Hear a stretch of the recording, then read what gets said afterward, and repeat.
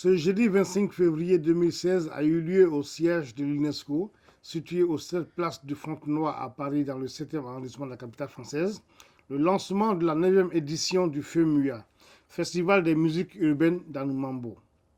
Ils étaient tous là, les 4 magiciens, avec à leur tête Salif Traoré alias Assalfo, Goudé, Manadia et Tino, dans ce mythique endroit qu'est l'UNESCO. Le thème de la 9e édition de ce FEMUA est jeunesse et développement.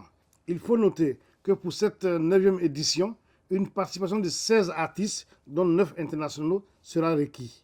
Et en l'occurrence, Charlotte Dibanga et le génial et mythique Papa Wemba.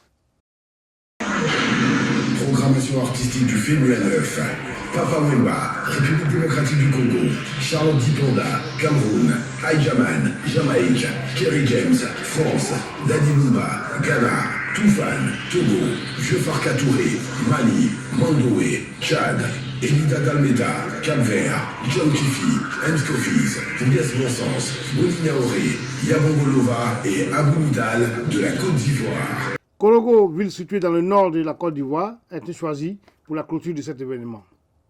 Au niveau des actions sociales, puisque cela fait partie des activités du FEMUA, une école primaire va être construite dans la ville de Bangolo, ville située à l'ouest de la Côte d'Ivoire, dans la région du Guémon, région qui a payé le lourd tribut de la crise post-électorale. À la fin de cette cérémonie, haute en couleur, Event News TV, votre télé au cœur de l'info et au cœur de l'événement, a tendu son micro au commissaire général de ce festival, M. Salif Traoré Di Assalfo, au chanteur Papa Wemba et à certains participants.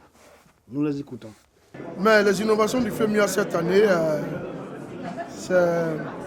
Déjà, la délocalisation est une innovation pour nous, parce qu'avant, on délocalisait dans les communes d'Abidjan. Et cette année, le FEMUA va se clore à Korogo. Donc, c'est un inédit.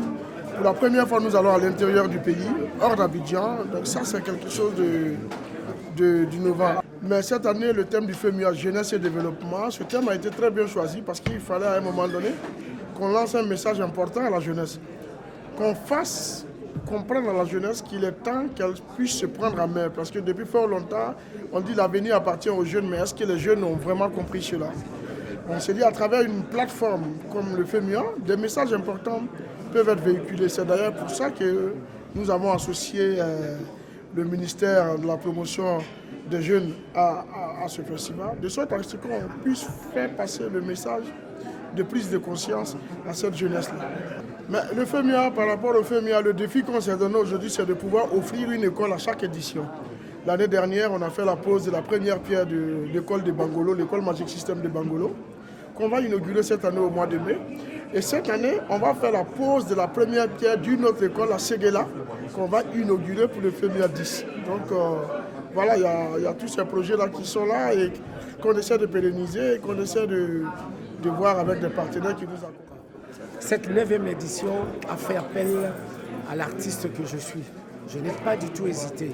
Et ce qui me touche le plus pour cette 9e édition, le thème c'est la jeunesse et le développement, quoi. Parce que la jeunesse, c'est demain. Et en plus, l'Afrique doit se prendre en charge. Ce que fait le festival, prendre en charge des enfants pour les amener au bon port, c'est-à-dire demain, ça c'est quelque chose, quoi. Et c'est ce qui m'a poussé, c'est ce qui m'incite d'ailleurs de venir rapidement à Abidjan. Abidjan, c'est la ville que je connais. Abidjan, où je compte beaucoup plus d'amis. Il n'y a plus de sensations. Je viens, je m'installe, c'est comme chez moi. J'ai une maison, j'ai ma chambre, j'ai mon lit, j'ai mes amis. Je sors dans les Nganda, comme on dit chez nous, dans le petit coin. Je mange avec tout le monde. Ça, c'est Abidjan, quoi. Oh, belle Abidjan métropole, que tu ressembles à Montréal. Abidjan qui a le monopole, comme ton peuple est si loyal. Tout d'abord, je voudrais féliciter le groupe Magic System. Voici 4 jeunes qui ont commencé à Anoumambo, aujourd'hui qui reviennent au pays avec un projet, le FEMUA. Moi, ce qui m'a marqué, c'est surtout le volet social. Assalfo qui construit des écoles, qui construit des maternités. Et je tiens vraiment à féliciter le groupe Magic System Et surtout aujourd'hui, ils sont devenus des ambassadeurs de la Côte d'Ivoire. Partout où ils vont dans le monde, ils représentent dignement la Côte d'Ivoire. Et j'encourage aujourd'hui des sponsors, j'encourage aujourd'hui toute la Côte d'Ivoire à soutenir Magic System pour le FEMIA.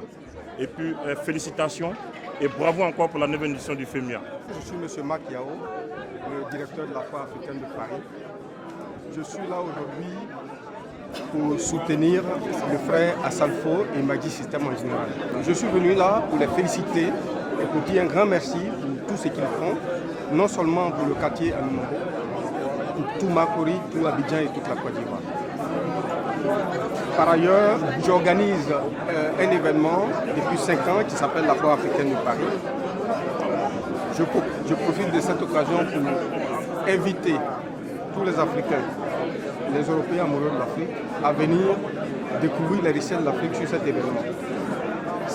La Foire africaine, c'est un événement de rencontre entre l'Afrique et l'Europe. Un événement pour faire découvrir, je dirais, l'Afrique sous un angle beaucoup plus positif.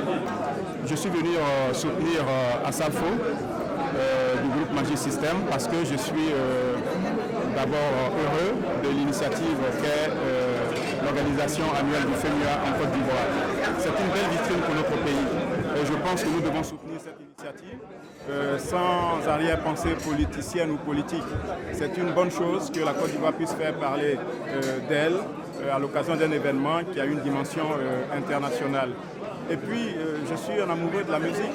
Moi-même, j'ai été dans un passé pas trop lointain, producteur de musique, auteur-compositeur de chansons qui ont franchi les frontières de notre pays.